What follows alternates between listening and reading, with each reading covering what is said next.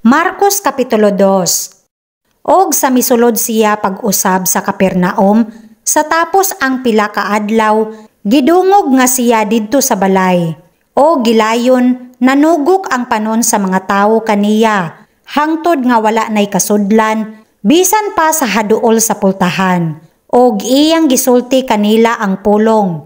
Og miabot kaniya ang mga nagadala sa usa ka tawong paralitiko nga giyayungan sa upat. Og kay wala sila makahimo pagduol kaniya tungod sa panon sa katawhan, gibuslutan nila ang atop sa tungod niya. Og sa nabuslutan na kini, gitunton nila ang duyan nga ginahigdaan sa paralitiko. Og sa nakita ni Jesus ang pagtuo nila, nag-ingon siya sa paralitiko, "Anak, gipasaylo ang imong mga sala." Apan may mga iskriba nga nagalingkod didto og na nagtulutimbang sa ilang mga kasing-kasing. Kay ngano ba nga kining tawhana nagasulti sa ingon? Siya nagpasipala. Kinsa ba ang arang makapasaylo sa mga sala kundili o sa lamang ang Dios? Og gilayon sa hingbaluan ni Jesus sa iyang espiritu nga nagatulutimbang sila sa ingon sa sulod sa ilang kaugalingon. Siya miingon kanila, "Nganong nagatulutimbang kamo niining mga butanga sa inyong mga kasing-kasing? Hain man ang labi pang masayon." Ang pag-ingon sa paralitiko, "Gipasaylo ang imong sala," kun ang pag-ingon, "Tumindog ka," og kuhaa ang imong duyan og lumakaw ka. Apan aron inyong hibaluan nga ang anak sa tawo adunay gahom dinhi sa yuta sa pagpasaylo sa mga sala. Miingon sa paralitiko, "Nagaingon ako kanimo, tumindog ka, kuhaa ang imong duyan, og umadto ka sa imong balay." Og mitindog siya, og diha-diha gidala ang duyan, og mipahawa sa atubangan nilang tanan. Sa pagkaagi nga silang tanan nang hitingala, og naghimaya sa Dios nga nagaingon, "Wala pagayod kita makakita sa ingon niini." Og si Jesus miadto pag-usab sa baybayon, og ang tanang panon sa katawhan nangadto kaniya, og iyang gipanudloan sila. Og sa iyang pag-agi nakita niya si Levi, anak ni Alfeo, nga nagalingkod sa buhisanan. Og miingon siya, "Numunot ka kanako." Og sa pagtindog niya, minunot kaniya. Og nahitabo nga naglingkod siya sa lamesa sa balay ni ini.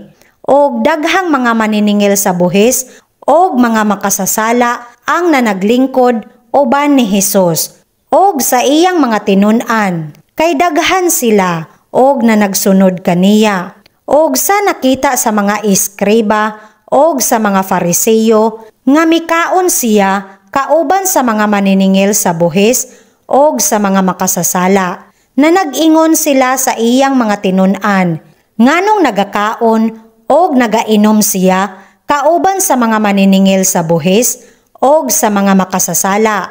Og sa hingdunggan kini ni Jesus, siya nagaingon kanila, "Ang mga maayog lawas wala magakinahanglan og mananambal, kundili ang mga masakiton. Wala ako moanhi sa pagtawag sa mga matarong, kundili sa mga makasasala sa paghinulsol."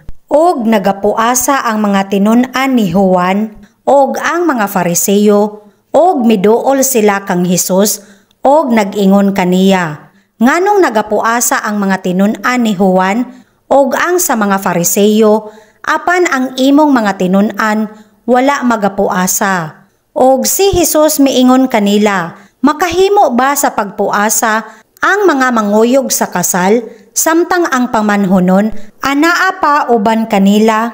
Samtang anaa pa uban kanila ang pamanhunon, dili sila makahimo sa pagpuasa. Apan moabot ang adlaw nga pagakuhaon gikan kanila ang pamanhunon. Og unya magapuasa sila ni adtong adlawa. Walay bisan kinsa nga nagatahi og usa ka tapak nga bag-o sa usa ka panapton nga daan. Kay ang tapak nga bag-o magabingkas sa daan. og magalabi pa hinuon kadautan ang gisi, og walay bisan kinsa nga nagasulod og vino nga bag-o sa mga sudlan ng panit nga daan. Kay ang bag-o nga vino makapabuto sa mga panit, og ang vino mahayabo, og ang panit magisi, og ang bag-ong vino kinahanglan igasulod sa mga panit nga bag-o.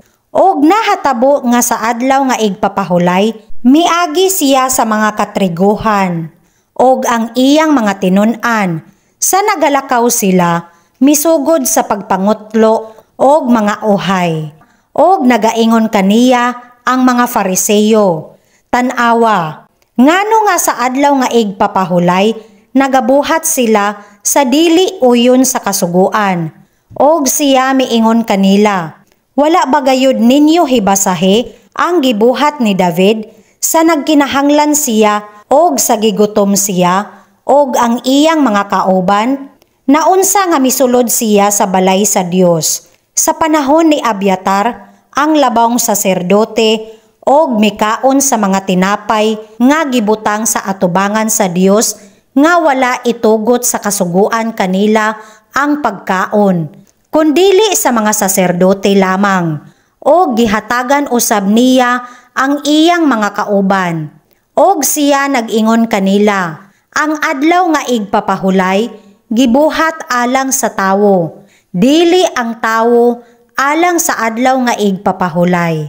Busa, ang anak sa tawo, mao ang Ginoo bisan sa adlaw nga igpapahulay."